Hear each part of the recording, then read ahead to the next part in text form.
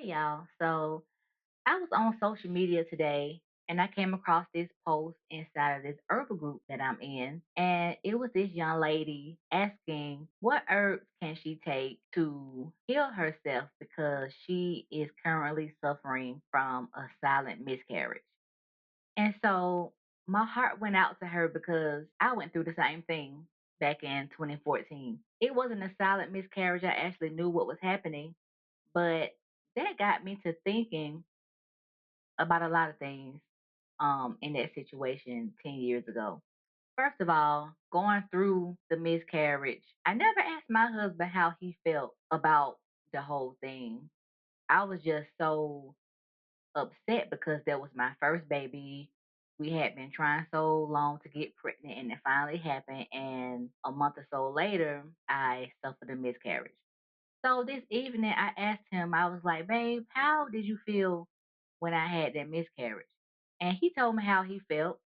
But then he asked me how I felt. And I started thinking about one of the reasons why I started doing shadow work, why that, along with other things, put me on my healing journey. That got me to thinking, at first I couldn't understand why I would get pregnant and then suffer a miscarriage. But now looking back, I knew why. I had to do the healing work that it took to bring a healthy baby into this world. When I was in my big mama's room all those years ago doing yoga for 6 to 8 hours a day and meditating and things like that, I didn't know that that was what I needed to help me to conceive a baby. At first, I was like, yeah, I want to get pregnant. But the more I was doing yoga, the longer I was doing yoga, the longer I was meditating, the longer I took the herb that I took, the longer I changed my diet, I realized that, yeah, I want to have a baby, but more so, I just want to heal the woman that I am. So I had to heal my past of relationships that I had with men and my ex husband and things like that before. And nobody told me this. This is what I intuitively felt. I felt like I needed to rid my body and my spirit and everything of those soul ties that I had from previous relationships. So at this time, I don't even think I was focused on becoming pregnant per se. I was just enjoying the healing journey. And was it always easy? No, it wasn't.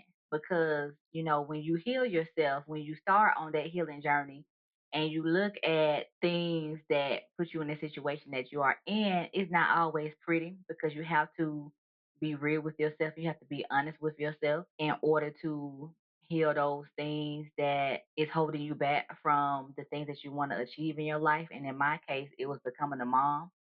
So I had to really look back and think like, what did I not necessarily what did I do, but the situation that I was in with people that wasn't good for me, with men that wasn't good for me. And I was young, and we all do things that we're not proud of, but you have to own up to it. And so for me, it was cleaning out my body energetically and physically because I took a lot of detoxes and I had to really purge my body of things that was blocking my blessing in the form of a baby. So when I purged all those things spiritually and energetically, and I was having so much fun doing it, really I was because it was fascinating seeing that stuff come out of me. But, when I did that, I got pregnant and I was like, this stuff really works. So I would encourage you that if you are on a fertility journey or if you are on any other kind of journey that you are needing to, accomplish something, that you want to give birth to something, not necessarily have to be a baby, but maybe you want to give birth to a business. Maybe you want to give birth to a new relationship. You want to manifest a house or a car, anything that you want to bring forth in this life. Maybe it's time for you to really sit back and think about what it is you have to release first, what it is that you have to purge from your energetic field or your energy or your physical being, what it is that you have to let go of and get rid of and cleanse yourself of in order to bring the things that you want to manifest into fruition. And for me, it was a baby. And I only wanted one baby, y'all. And I wanted a girl, but God decided to give me my son. And I was so grateful. And I love him so much that I was so satisfied with him. But God was like, no. You remember when you was like 15, you said you wanted to have a girl, a boy, and a girl? Well, shortly after I got pregnant with my girl. So I have two beautiful kids now. They are not babies, but they are 5 and 7. And I had to put in the work to get them. I had to look at my diet. I had to look at my physical body. I had to look at my mental. I had to look at my spiritual. I had to look at a lot of aspects in order to bring those babies into fruition. And I had to do the healing work. And I'm still on the journey now. I'm still on the journey of finding myself and healing myself. And it's not something that is cut and dry. I feel like it's lifelong because you're always going to want more. You're always gonna want to be better, and you're always gonna evolve. And so I feel like there's always gonna be a reason to do some type of work within yourself in order to be better than you were yesterday.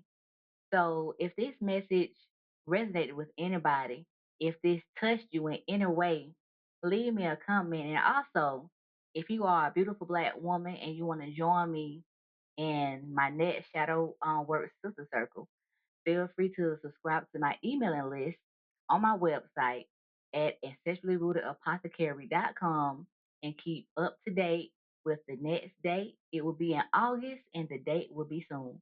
And I'll talk to you all later.